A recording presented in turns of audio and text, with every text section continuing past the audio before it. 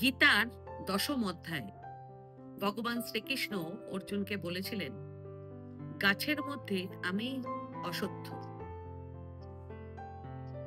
সনাতন ধর্মে অশ্বত্থ গাছকে বিভিন্ন দেবতার বাসস্থান বলে মনে করা হয়। বলা হয় অশ্বত্থ গাছের মূলে ভগবান ব্রহ্মা বাস করেন, কাণ্ডে ভগবান বিষ্ণু বাস করেন এবং পাতায় ভগবান শিব বাস করেন। সেজন্য অশ্বত্থ গাছকে পুজো করা হয়ে থাকে। প্রাচীনকালে এই গাছ কাটাকে অত্যন্ত পাপ বলে মানা হতো। বিজ্ঞানের দিক থেকেও অশ্বত্থ গাছটি প্রচুর পরিমাণে অক্সিজেন রিলিজ করে, যেটা আমাদের জন্য এবং আমাদের পরিবেশের জন্য অত্যন্ত হেল্পফুল হয়।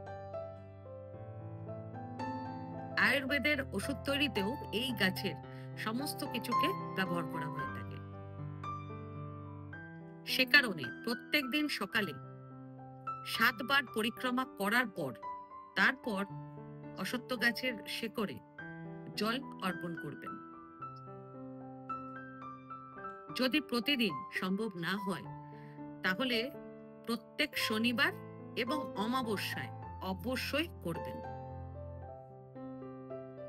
এতে সুস্বাস্থ্য বৃদ্ধি পাবে, সমৃদ্ধি আসবে, শনির দোষ, সাড়ে এবং কালসর্প দোষের মতন নেগেটিভ প্রভাবও দূর হবে।